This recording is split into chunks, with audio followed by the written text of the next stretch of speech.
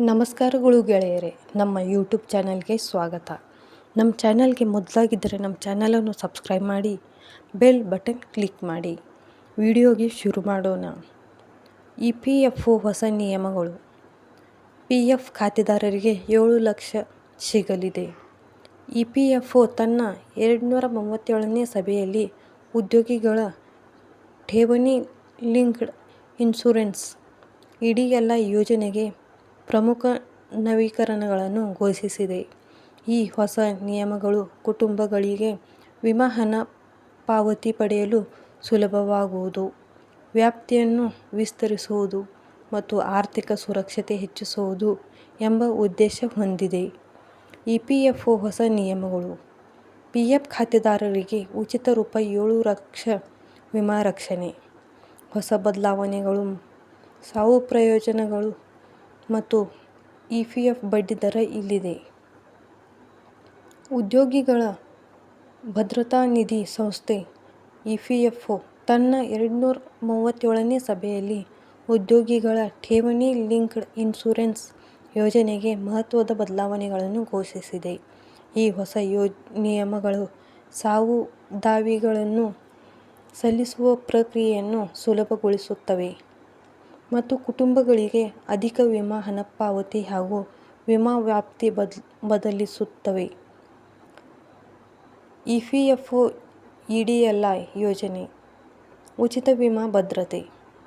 EPFO ಅಡಿಯಲ್ಲಿ EDLI ಯೋಜನೆ EPF ಸದಸ್ಯರಿಗೆ ಉಚಿತ ಜೀವನ ವಿಮಾ ಕವಚ ಒದಗಿಸುತ್ತದೆ. 1976ರಿಂದಲೂ ಈ ಯೋಜನೆ ಉದ್ಯೋಗಿಗಳಿಗೆ ಅಕಾಲಿಕ ಸಾವು ಸಂಭವಿಸಿದಾಗ ಅವರ ಕುಟುಂಬಗಳಿಗೆ ಆರ್ಥಿಕ ಸಹಾಯ ನೀಡುತ್ತದೆ. ಉದ್ಯೋಗ ಸ್ಥಗಿತಗಳಿಂದ ಇತರ ಅನುಕೂಲಗಳಂತೆ ಈ ವಿಮಾ ಯೋಜನೆಯು ಸಂಪೂರ್ಣ ಉಚಿತ. ಉದ್ಯೋಗಿಯ ಸಾವಿನ ನಂತರ ಅವರ ಕುಟುಂಬವು ₹2.5 ಲಕ್ಷದಿಂದ 7 ಲಕ್ಷದವರೆಗೆ ವಿಮಾ ಮೊತ್ತವನ್ನು ಪಡೆಯಬಹುದು. ಈ ಮೊತ್ತವನ್ನು ಪಡೆಯಲು ಯಾವುದೇ ಹೆಚ್ಚುವರಿ ಪಾವತಿ ಮಾಡುವ ಅಗತ್ಯವಿಲ್ಲ. ನೇಮಕಾತಿದಾರರು ಮಾತ್ರ ಮಾಸಿಕ ಮೂಲ ವೇತನದ 0.5% ಪಾವತಿಸುತ್ತಾರೆ. EDLI ವಿಮಾ ಯೋಜನೆ ಪಡೆಯುವುದು ಹೇಗೆ?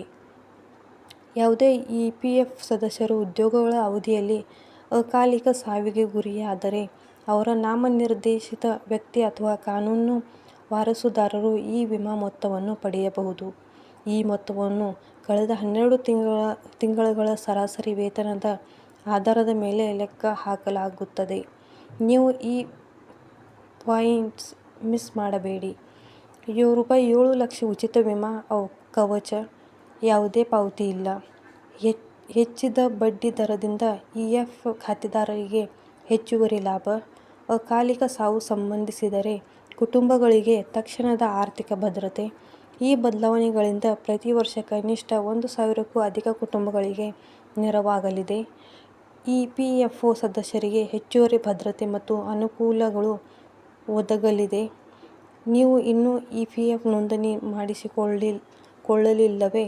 ಈಗಲೇ ನಿಮ್ಮ ಹಕ್ಕುಗಳ ಬಗ್ಗೆ ಮಾಹಿತಿ ಪಡೆಯಿರಿ ಮತ್ತು ಈ ಪ್ರಯೋಜನಗಳನ್ನು ಅನುಭವಿಸಿ. ಇಂತಹ ಮಾಹಿತಿಗಾಗಿ ನಮ್ಮ ಚಾನಲನ್ನು ಸಬ್ಸ್ಕ್ರೈಬ್ ಮಾಡಿ, ಬೆಲ್ ಬಟನ್ ಕ್ಲಿಕ್ ಮಾಡಿ. Thank you for watching.